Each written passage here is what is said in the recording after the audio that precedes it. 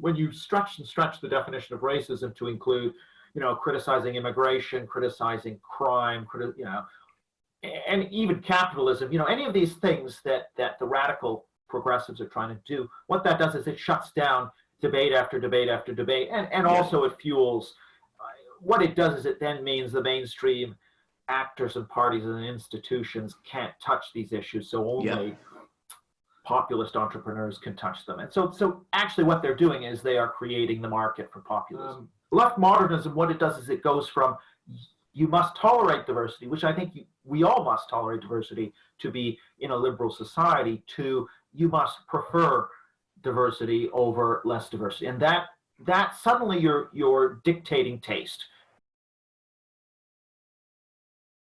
I'm here today with Eric Kaufmann, who is a professor of politics at Birkbeck and also the author of a number of books, most recently Whiteshift, Populism, Immigration, and the Future of White Majorities, which is a really interesting book. I was actually just reading it earlier. He's also just a very interesting guy in general, so it's great to have you on. Thanks for joining me. Great to be here, Max. So can you give me a breakdown of kind of the main thesis of Whiteshift and what the main points you're trying to make in that book are? Yeah, so basically Whiteshift has two meanings. One is the decline in white majority share in Western countries over the course of this century, which is in some cases quite dramatic. So I use the example of my country, Canada, where in 2006, the census recorded about 80% of European origin, 20% non-European. And by the end of the century, it's calculating roughly that those proportions will be reversed if in the 80% non-European, we include people of mixed race background. Now, of course, that's a tricky area, but that sort of shows you the speed of change in some countries. In the United States, Canada, New Zealand will all be kind of majority minority, so to speak, if we include Hispanics as part of the minority population by around 2050. And then the main immigrant receiving West European countries, it'll be end of the century. So Britain will be one of those. And that's a pretty dramatic shift, given that these were all relatively, particularly the European countries, were relatively ethnically homogenous in the recent past. So I'm arguing that really is going to radically change our politics, and we're already seeing it. This is really the first intimations of that shift, where cultural issues around ethnocultural change and so forth are going to become more prominent in politics and in determining who votes for whom, and the economic left-right dimension is going to become less prominent. And you can already see that even if you just take Britain. If you take a number of different countries, you look at the class composition of today's conservative voters and the labor voters of today, they're almost identical. You will go back to 1950 and it would have been a radically different. The Tories would have had a middle class vote and labor a largely working class vote. So it just shows you the class economic type issues becoming less important. And populism really is very much a response to, I would argue, this ethnic change, which immigration symbolizes in a dramatic way. And that's why immigration is the key to understanding right-wing populism, not left-wing populism a la Syriza or Podemos, but right-wing populist parties, which are the more successful ones generally. So that's Whiteshift 1.0, if you like, and then there's Whiteshift 2.0, which is the longer term view on the way I see this kind of playing out. Is that ethnic majorities are going to, the meaning of white in a certain sense is going to transform to be not a sort of racially exclusive thing, but a sort of beiging, to use Michael Lynn's term, through interracial marriage and absorption into a kind of mixed race majority. So that's going to happen not in our lifetimes, but it'll happen very quickly after about 2100. So in Britain, for example, where we've done some projections based on current patterns of interracial marriage, it's sort of something like only 7% of the population is mixed race in 2050. Yeah. So the effect won't be seen by then, but it's 30% by the end of the century, 75% 50 years later. So it's kind of something that'll happen next century, but my argument is that mixed race population will largely connect back to the myths of origin and traditions of the existing white majority population. Okay, so something else you've spoken about is the kind of almost religious aspect of the left, what you call the left modernist worldview. That's something I'm really interested in because I don't think I'm necessarily ideologically committed to any position actually at the moment. I used to be super left wing way back in the day, and then I kind of realized there are lots of things I thought didn't make sense about it.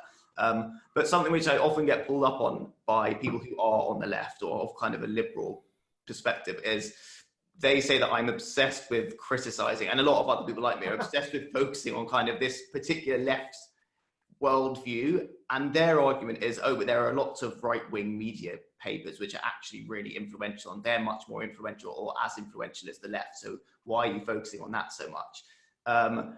To which I think you give quite a good reply, which is basically that they've actually just got so much cultural dominance, if you see what I mean, and that's Right. having a great impact on how we're able to operate politically as a society and societal discourse more generally.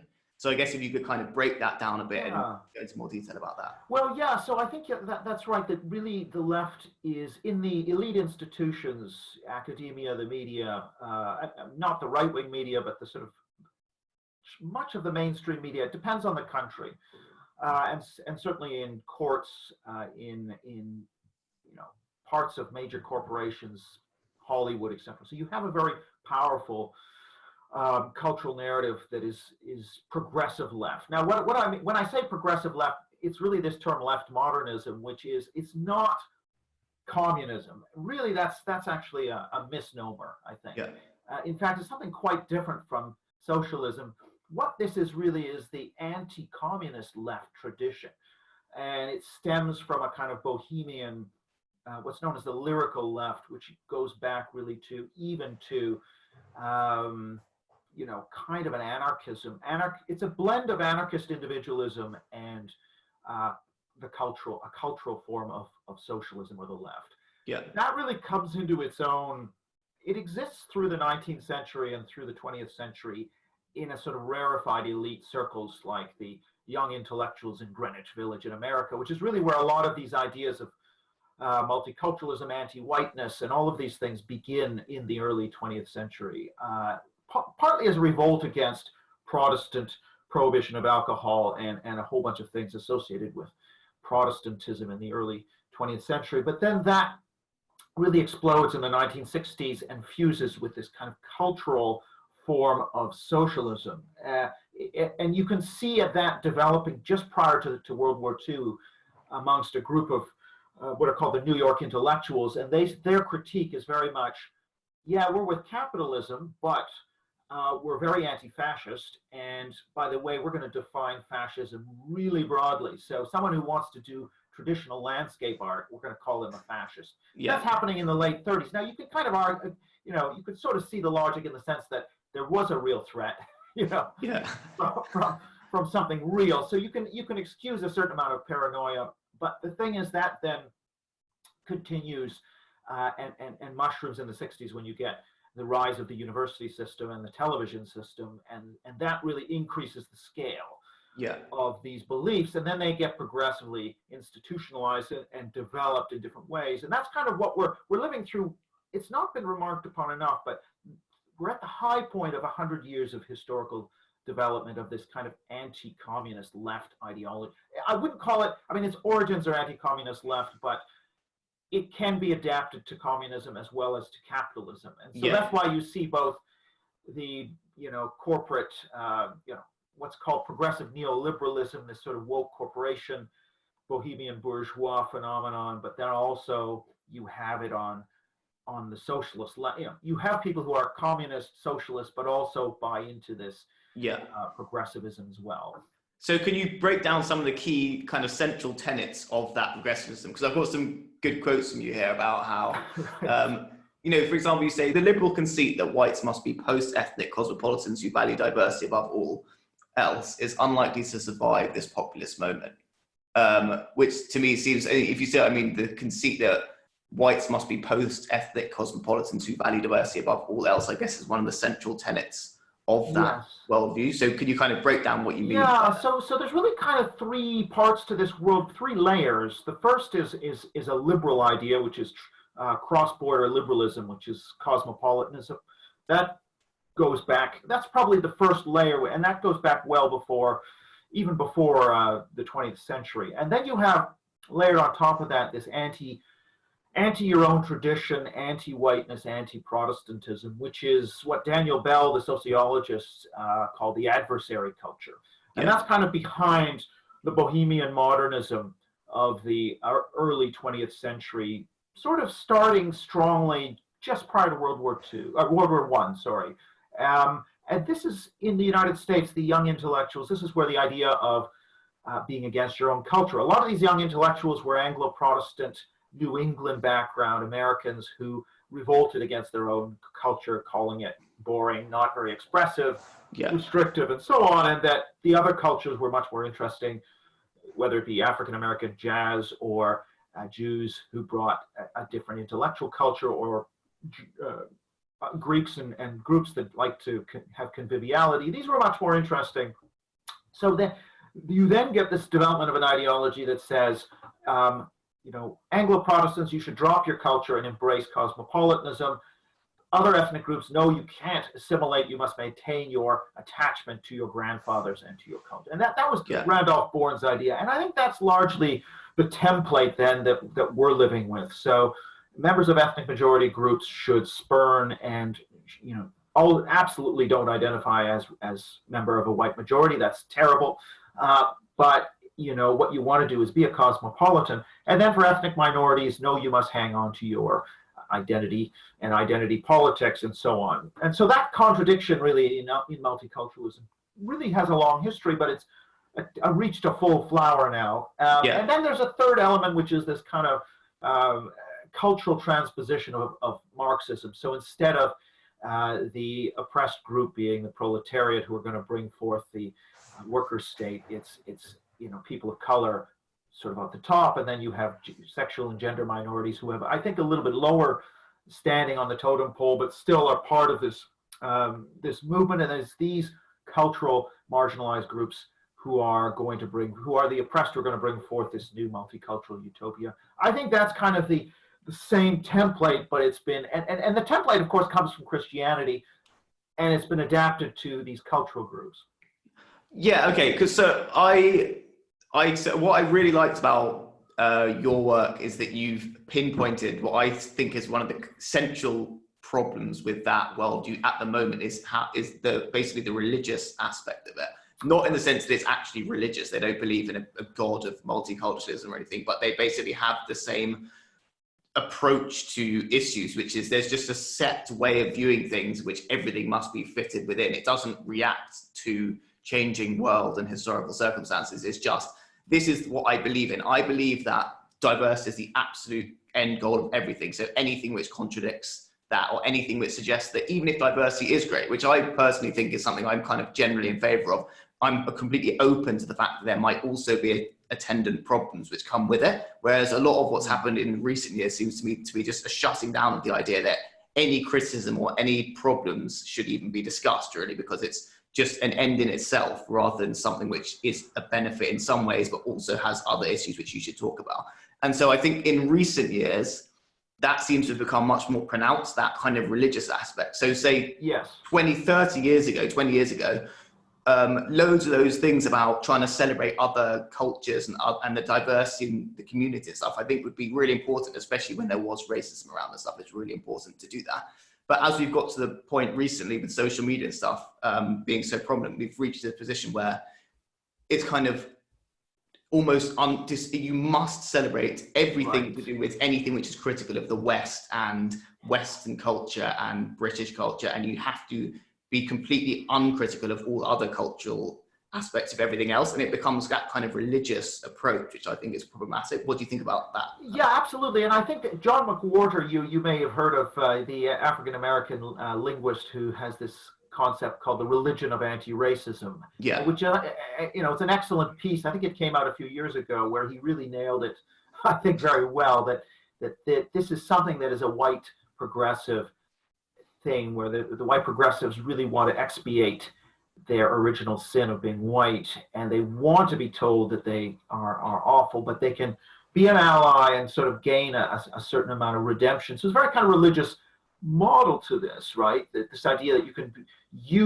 not the bad whites, but you, an enlightened white, can be an ally and therefore gain a certain amount of redemption for your original sin. And so that's what McWhorter's point really was.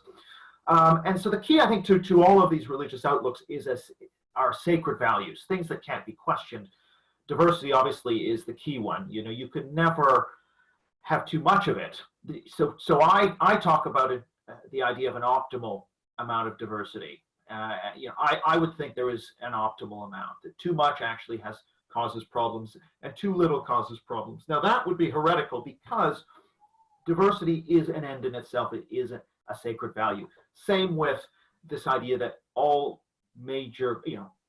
cultural groups, particularly the race, gender, sexuality ones, must have equal outcomes on anything that matters, such as income, at least an equal outcome, or better than the majority group. It's simply inexcusable to imagine that an ethnic group like Latinos could have a lower income or a lower wealth than whites. That must be proof of oppression and discrimination. Whereas one would never say, for example, that if Londoners have a higher average income than people in the northeast of England, that is proof of systemic discrimination. Or for example, that people with, even somebody from a better educated background having more income than a lower educated background, that's proof of some kind of systemic discrimination. Or Jews having more average income than, I don't know, Jehovah's Witnesses, right? So there's only certain categories that people care about, and typically those are going to be the race, sex, gender, holy trinity, if you like. So the key is this very much sacralization, and that's a choice. So it used to be that the proletariat was sacralized, and now it's marginalized, racial and gender and sex groups. That's the sort of switch we've seen. You could equally imagine a world where it would be disabled people, or it would be left-handed people, or people who were, born as second or third order children, who we know on average do less well than people who are the firstborn. But we don't have that. We have instead chosen these other categories. This was, I was saying, with diversity, the key here, I think, is this idea of Isaiah Berlin, the English political theorist, who argues there's a distinction between what he called negative liberty and positive liberty.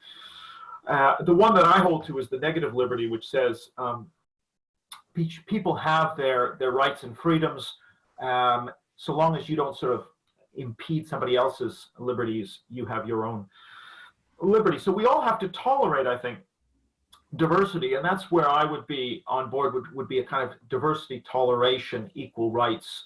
That is the kind of liberalism that I subscribe to. But the left modernism, what it does is it goes from you must tolerate diversity, which I think we all must tolerate diversity to be in a liberal society, to you must prefer diversity over less diversity. And that suddenly you're dictating taste. Because actually it's a taste, and it's actually, whether you prefer more or less diversity is very psychological. And in fact, psychological experiments have shown this is about 50% genetic, actually, your preference for these sorts of things. And so actually what this represents is, in fact, a kind of tyrannical enforcement of particular value, sacred value on the population. Instead of saying, some people may prefer more, some people may prefer less, we have to reach an accommodation. Yeah, that definitely makes sense to me. I mean, so one of the other points, I mean, this is kind of similar to my point a few seconds ago, but definitely what I think, in terms of your point about the three values of kind of race, sex, gender, and so on, or, that kind of focus of those things being particularly key, and any questioning of diversity at all being out of the question. What stands out to me as weird at the moment is that I'm in favor of those things. I assume you probably are as well, as in, I don't know, but I'm assuming you might be in favor of no racism in general society, or I would basically consider myself someone who is in favor of everyone from every background having no disadvantages and not being treated in a bigoted way by anyone. So that's one of the values I hold really core. But I think the problem with what the left is doing recently, and I guess what you're saying left modernists are doing, is they've taken it a step beyond that, beyond thinking that those things are really important, which a large percentage of people do, and into thinking that any criticism of a particular left modern standpoint on any of those issues is as bad as actual racism itself or actual sexism, which is a massive illogical jump. So, for example, I could be in favor of having a large amount of immigration into society, but then also think, oh, but one of the things we're going to have to deal with immigration is there might be certain issues to do with, let's say, crime in certain immigrant communities, which might happen in the short term for a whole host of reasons, which often tends to happen in different societies. It's worth discussing this, and it's something we need to try and deal with in order to achieve the diversity which we want. And the left modernist view on that would basically be, oh no, the only reason there would be any crime in these communities at all would be basically down to the way in which we as a society are behaving and bigotry in our society. It's just not a rational way of explaining something very complicated, a whole host of different explanations which need to be taken into consideration. And so I think it's that disconnect which a lot of people are really reacting against. Like, what do you think in terms of that approach? Yeah, I think that, you put your finger on it, which is that, everyone's in favor of, anti-racism, let's say.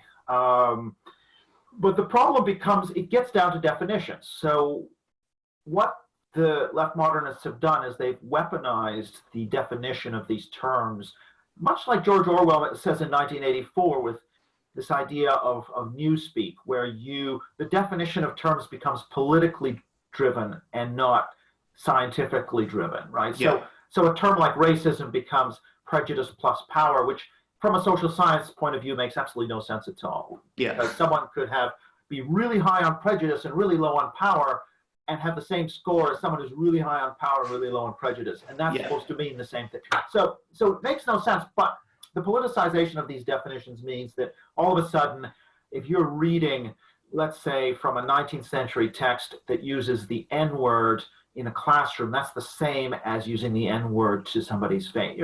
So this kind of expansion of the meaning, or wearing a sombrero is the same thing as uttering a racial slur. So it's this kind of moral entrepreneurialism of the radicals who are, because this is a sacred value, the more you can invoke it, the more kudos you get in this religion. It's a bit like seeing signs of the devil everywhere, right? So it's kind of a technique that sort of works for these moral innovators. And so they ratcheted up this idea. And it's quite absurd because you see a term like, so another, where you see this a lot is policing of language. And using the term, I gave a talk in a liberal arts college in the US and got hauled over the coals by this sort of progressive for using the term Hispanic, right? Which I guess is not politically correct. The term is Latinx or something. And then they did a survey that only 2% of Latinos actually identify with the term Latinx. So right, yeah. It's a concoction of white liberals, basically, who are trying to invent new rules and stretch the definition of these terms. Of course, what that does is when you stretch the definition of racism to include, criticizing immigration, criticizing crime, and even capitalism, any of these things that the radical progressives are trying to do, what that does is it shuts down debate after debate after debate, and also it fuels, what it does is it then means the mainstream actors and parties and institutions can't touch these issues, so only populist entrepreneurs can touch them. And so actually what they're doing is they are creating the market for populism. Oh yeah, that's such an interesting point. Yeah, I completely agree with that. To what extent would you say things like the Brexit and the Trump vote are a response to that phenomenon?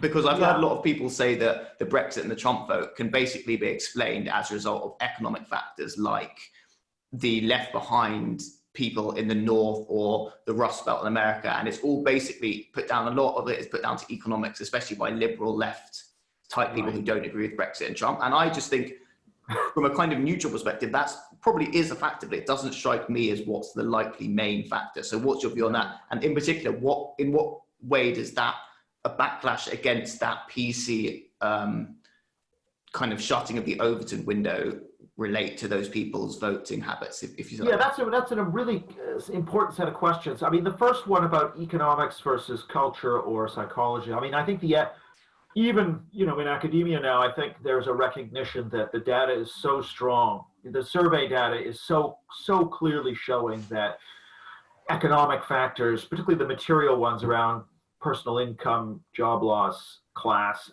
hardly matters at all. I mean, Yeah. it really hard, certainly for the Trump vote. On the Brexit vote, it mattered a little bit. Poorer people, yes, were more likely to vote leave, but it's a relatively small effect. Okay. The overwhelmingly massive effects are around, opinions on immigration, for example, even opinions on the death penalty, Yeah. agreement with a statement like things in Britain were better in the past. Those are these sorts of things which, when you break it down, it's British culture was better in the past is really what explains it, not the British economy was better in the past. So this is a very much almost, I won't say exclusively, but heavily cultural phenomenon. However, there's a distinction to be made between immigration as an issue and the anti-political correctness. Anti-political correctness, direct hostility to political correctness, is a much bigger factor in the Trump vote than in any of the European populist votes, including the Brexit one. Okay. Simply because that issue is a much more live, politicized issue in America. And so just on some small scale survey experiments that I've done, that definitely comes out more clearly that the immigration issue was very central to the Brexit vote. Yeah. It was also the most important thing for the Trump vote, and particularly the Trump primary, him winning the Republican primaries. But second to that was hostility to political correctness. And there's been a couple of studies where, for example, if you talk about Trump and then you call him a racist, or you talk about an issue like taking down Confederate flags off state capitol buildings, and then you say because it's racist, if you use the racist wording as opposed to because it's not a good idea for these reasons, the racist wording triggers a negative response. Yeah. And so and so there are a number of experiments here that show, and there's another one more on directly on political correctness, that you use those wordings, you talk about not saying things because they're offensive, and you actually get an increase in support for Trump. Yeah. So I think it's very clear in the U.S. case that happened.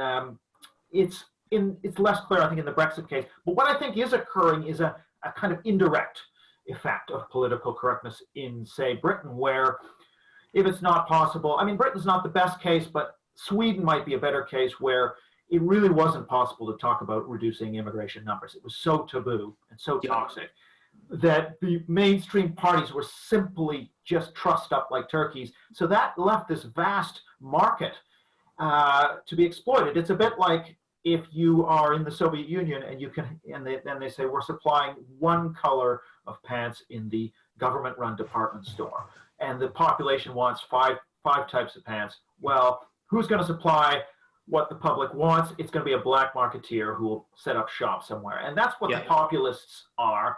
They are the black marketeers. The only reason they're in business is because the mainstream was unable to address what they wanted addressed.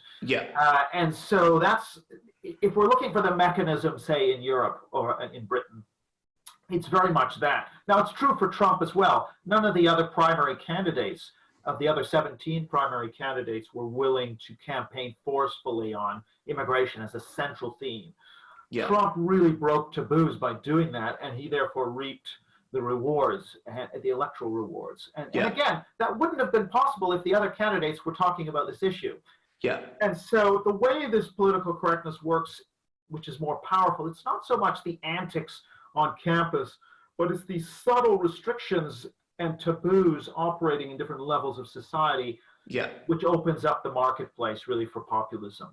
But so even on, I think that's been my instinct the entire time. But something which is just a very, very specific kind of a niche, annoying point is that I use the term political correctness and then you used it throughout that. But I think that there's a slight problem with using that term to refer to what people are reacting against and what the left or the left modernists are doing, because political correctness in itself is basically just an attempt, I guess you could say, I'd basically be in favor of that. I think it's just a way of trying to treat people in the most civil, polite way you can. It's got kind of a good thrust behind it historically, but in recent times it's not a matter of being politically correct. It's a matter of enforcing that left modernist worldview, and there's like a subtle difference. So for example, even on something like the Trump vote, if you say that everything Trump does is racist, that's not political correctness. That's basically just analyzing Trump through a particular left modernist lens and then putting all his policies pretty much into one basket, which is racist, and then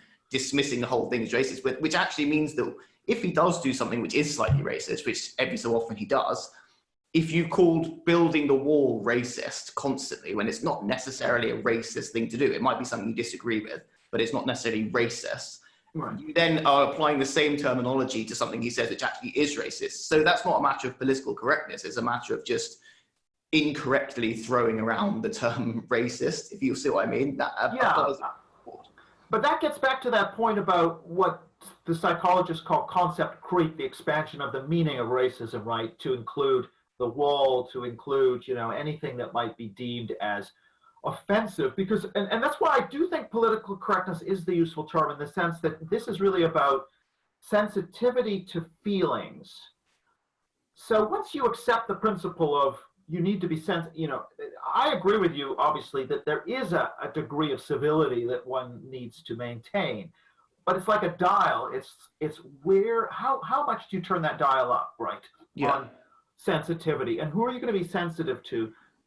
What you would consider a reasonable member of a minority group, or the most sensitive member imaginable of a minority group, let's say, and typically as interpreted by a white liberal or a white progressive. So they're going to invent a hypothetical ultra-sensitive minority person as the person you've got to satisfy in order to be allowed to say something, right? So this is all about the dial and how high you turn it up. You obviously don't want to go around offending people who are reasonable to their face. You know, that's you know, saying your group has higher crime. You know, it's simply not something that's civil to do. But on the other hand, to be able to not be able to criticize or to talk about lowering immigration levels for fear you're going to hurt the feelings of a really sensitive member of a minority is unreasonable, in my view. So what political, and actually it's important to note that this political correctness has existed for longer. This is not just a post-2014, 2015 thing.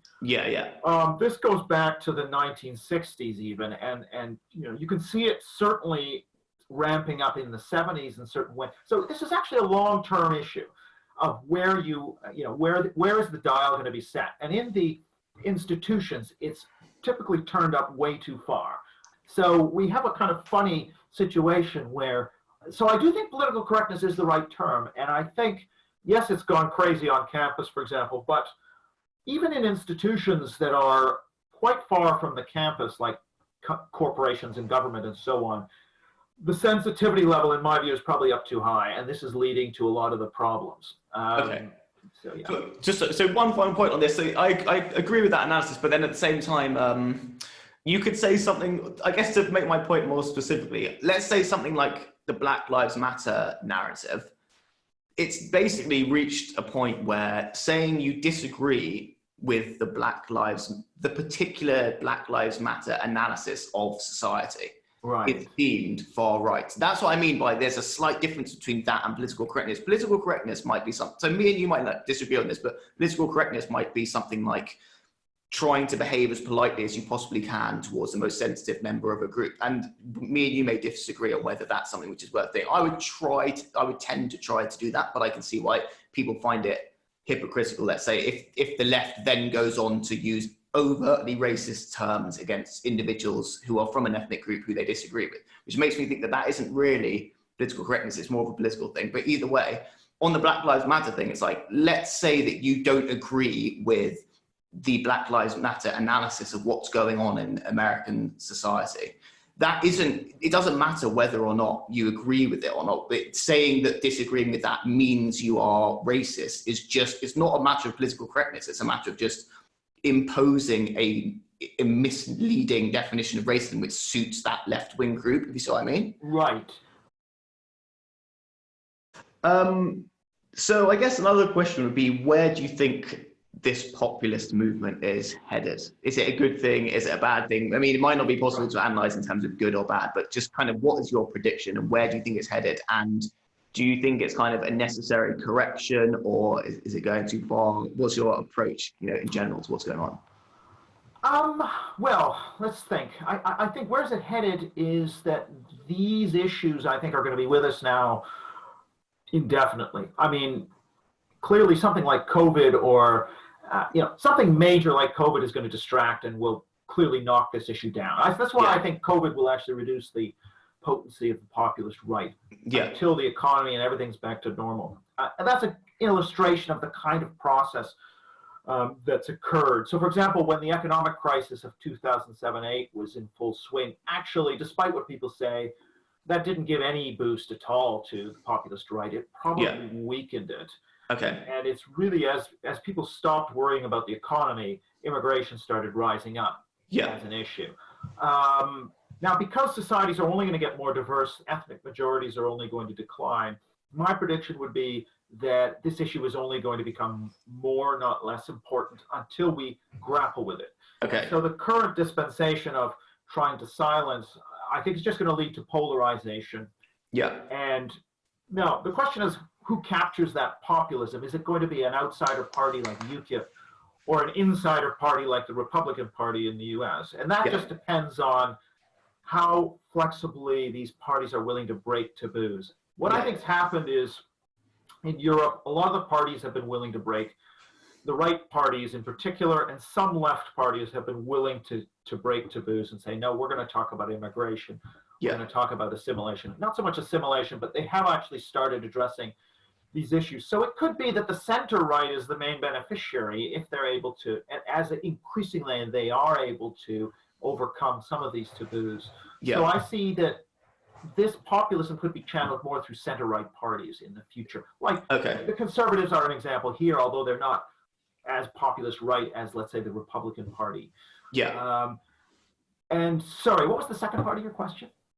The future of where this populist movement. Where we're headed. Go. I think that it's structural to, because of the ethnic demography, this is just going to generate conflicts. Now, what's important is I actually don't think this is so much of a conflict between majority and minority. I mean, it's partially that, but it's much more a conflict within the ethnic majority between white liberals who are a minority and the more conservative part of the population, which is the majority within the white population. So in the US, for example, all of the biggest gaps in opinions on immigration, on diversity, this is between white Trump voters and white liberals, with minorities often in the middle, actually, on a lot of these issues. So it's much more of it creates a real struggle between these people who are very left modernist and who believe that you can't think anything else or you're a terrible racist, and then the rest of the population, some of whom are quite attached to the ethnic composition of the country they grew up in and so on, and resent being called racist, and so you're getting an increasing ratcheting of that. So I would say that polarization on cultural lines, that becomes the major electoral cleavage. I think that's going to be with us now. I have a hard time seeing that go away under the current dispensation, unless the left is to, if the left reforms itself and comes to a different understanding. Now, there's no question that the populists, I do think there are problems with the populist right. There are extremists in these groups. There often is an anti-expert bias, in some quarters, a preference for simple solutions which are not particularly well thought out, and there can sometimes be individuals who say things that are nasty to minorities, which I very much oppose, and I would include Trump talking about Mexicans and implying they're rapists. Sorry.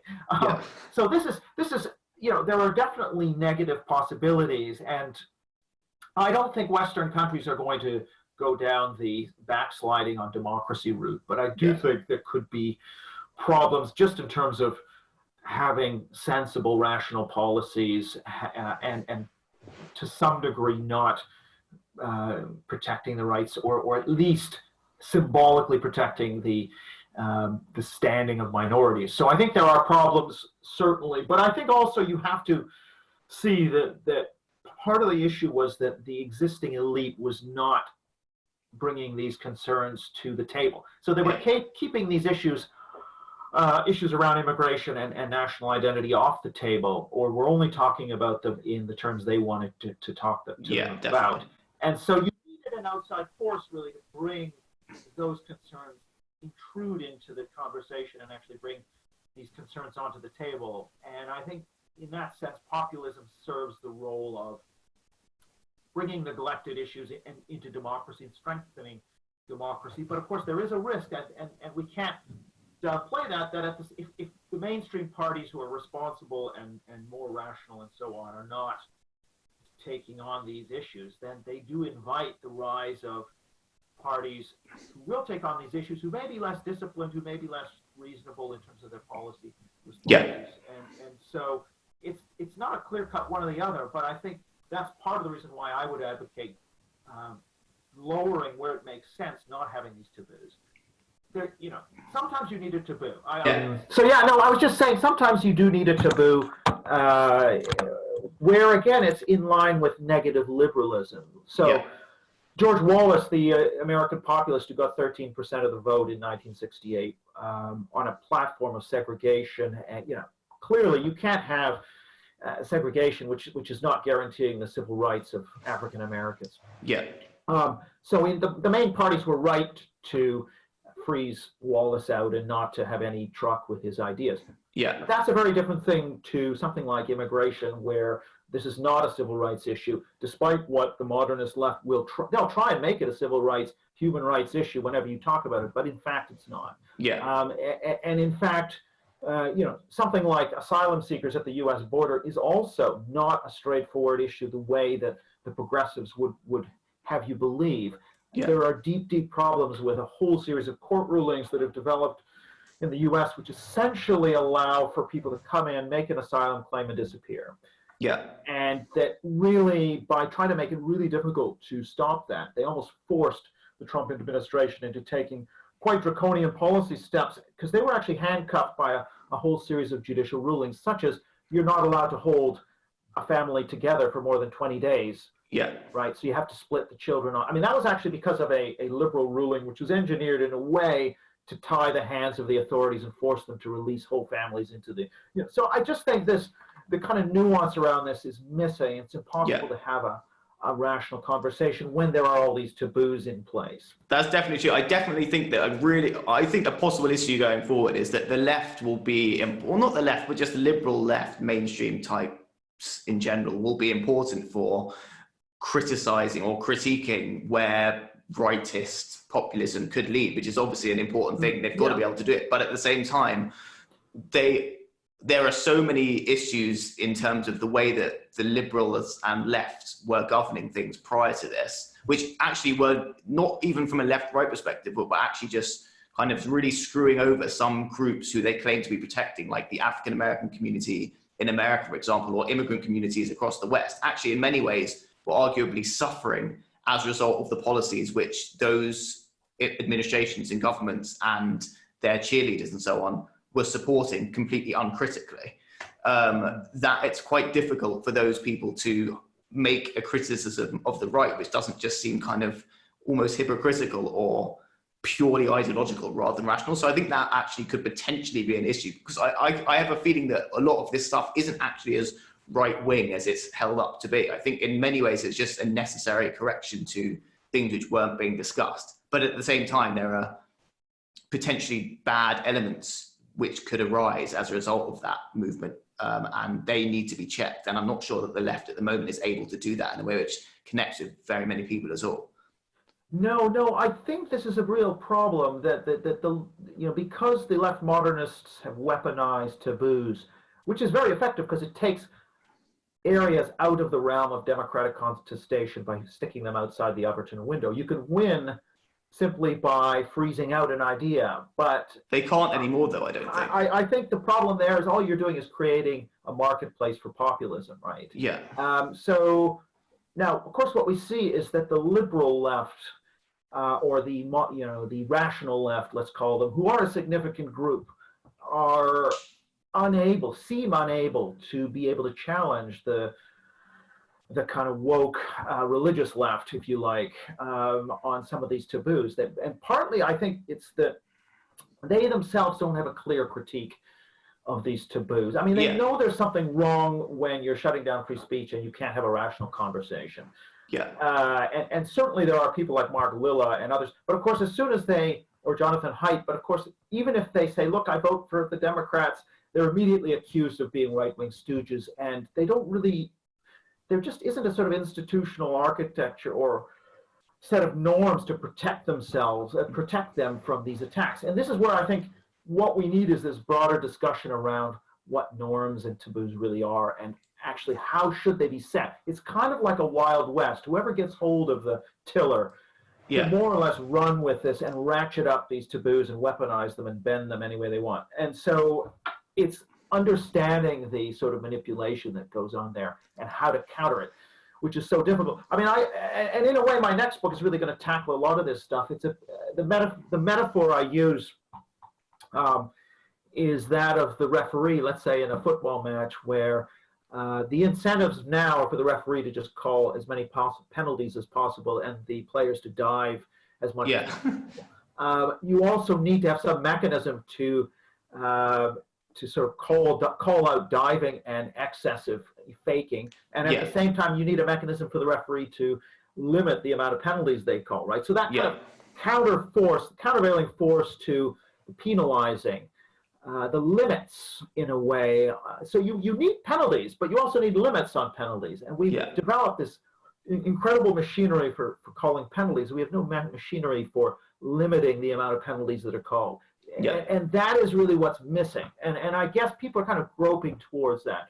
But how you do that in the face of these accusations and taboos. And what's interesting is in the survey work, a lot of quite intelligent people still fall for these sacred value arguments. This is where I look to some of the minority heterodox scholars, Tarjinder you had on, but in the US, Coleman Hughes and people like John McWhorter, and a lot of these people are saying, it's actually really insulting for people to sort of approach us like little children and not wanting to offend and not thinking that we're all fragile and we can't take any information like African Americans having somewhat higher crime rates, and maybe that's possibly linked to not just oppression, but perhaps to cultural legacies, which may have their origin in racism, but actually are now independent of racism. But that's that sort of conversation that they're pushing, I think is hugely important in trying to right the ship, if you like. But I mean, a lot of that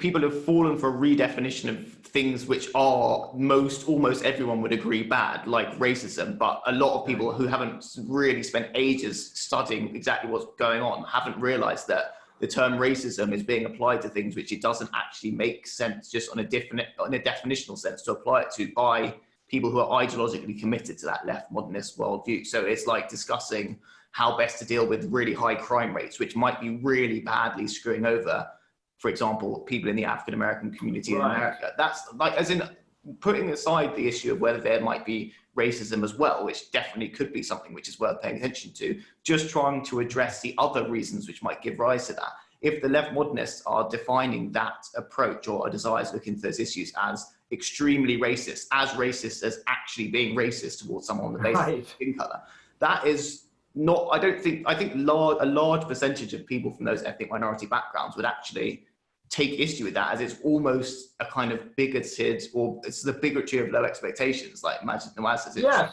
that's right. And it's like, I don't know, I just have a feeling that I'm Jewish, I'm from like a minority background. Same background here. And it's like, I just have a weird feeling about that way of approaching these issues, because they're politicizing identities basically to protect their particular ideological worldview, which I just think is a strange thing to be doing. I think that's right. I mean, it's okay to have an identity and to have politics around defending your interests. I think that's not the problem. The problem is when you want to, I think in order for a society to work, you always have to go for less than your 100% group interest and actually be willing to make some sacrifices for the larger whole. But also, there are different types of identity. So the conservative critique of identity politics is sometimes, identity politics is just awful. Well, I don't think that's right. I think the thing is there's different kinds of identity politics. There could be like a moderate form, what Jonathan Haidt calls common humanity form of identity politics, where you're proud of the positive things that in your tradition, but you don't, it's not a common enemy form of identity where I am black because I hate white people and they've done awful things to me, and it's all about, you know, that sort of, which is really, it's not, the actual ethnic minorities themselves are really not about that, but I think that the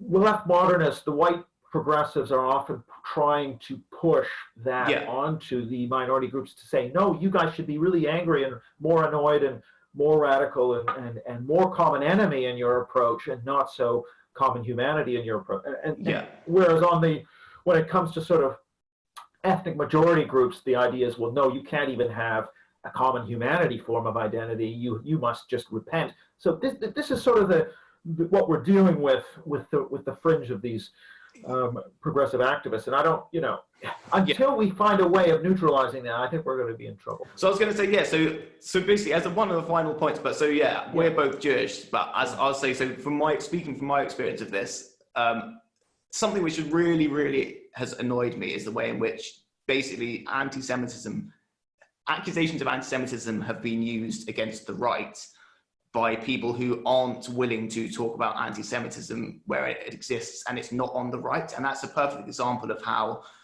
I am obviously, as a Jewish person, not in favor of there being anti-Semitism, but I don't think that me not subscribing to that particular left view of what anti-Semitism is, which basically it only exists on the right, and when it exists, it's we must be united against the right because that's where it's coming from, is the way to go about it, because that seems like you're almost politicizing Judaism and the fact that I'm Jewish and anti-Semitism just to make a left-wing point. Because at the moment, for example, if you look in France, there are huge problems with anti-Semitism, and across Europe, some of it is on the right, which is obviously terrible, but also some of it comes from different communities. For example, there's like an Islamist form of anti-Semitism, which has made those people move out of France. And that's a major concern for a lot of Jews. And the left modernists have basically, they've sort of changed their tack recently, but for years they were saying, oh my God, there's an uptick in anti-Semitism in France. This is awful. It proves that we must be scared of the right. And actually that's the dishonest logical leap which they're making. And they're claiming to care about anti-Semitism to bash the right. And that's kind of the point I make throughout. It's like, you're claiming to care about racism, which is good because I hate racism. So it's good to care about racism. But what you're doing actually isn't trying to fight racism necessarily. You're trying to fight a particular form of ideology which you oppose on the right, rather than just kind of general racism. And so it's the politicization of those ethnicities and stuff to suit a left-wing purpose. And I find that really, really irritating, especially just as they're using Judaism to do it, and just they'll use it with anyone they can. And then when a minority person comes out and says something which is right-wing or isn't of a left modernist perspective, they then use old-fashioned racist language sometimes to refer to those people. And it's just, it's so hypocritical. It's so obvious. Yeah, but this is why I agree with you. And this is why I think people who just say, oh, this is identity politics, and assume that that's driven by minority identities, I think that's actually not the right analysis. I think your level of analysis is right, which is that it's the ideology which uses, so the ideology is the dog and the different identities are the tail. And it actually weaponizes and uses these identities. And so, for example, anti-Semitism is a stick to beat the right. Now, of course, that can be used by the right to beat the left, and definitely. And I think actually in a problematic way, because I actually think that the reflex should be one of giving the other person, principle of charity, assume their motives are better than they really are, and then I think we'll be better off rather than assuming the worst. The current motive is, the current way this is operationalized is you're a racist unless you can prove otherwise. So you're guilty until you can prove yourself innocent, right? Which is the reverse of the way it should be. But the left will often create, or any ideology will create an idealized version of a group that is one of its chosen peoples. So, for example, the proletariat, communism had this very idealized conception of the proletariat, but actual working class culture repulsed it. And similarly with the left modernists, actual really existing African-American ethnicity, which is really tied to, the AME Zion Church and the blues and these different musical forms. And, you know, the actual richness and the texture of the culture is not really what appeals to it. What appeals is these abstract categories like people of color, you know, which have no real meaning, but are kind of useful as a sort of way, as a stick for the ideology. And so, the ideology is constructing these abstract categories from above and investing them with some sort of significance, which doesn't, in many cases, correspond to the lived reality of these groups themselves. Yeah, oh, that's a really great point. And maybe we should end there because I know we've been going for over an hour now. But yeah, thanks a lot for coming on the show. It's really interesting. Great. Thanks, Max. Okay, Take care. Stay safe.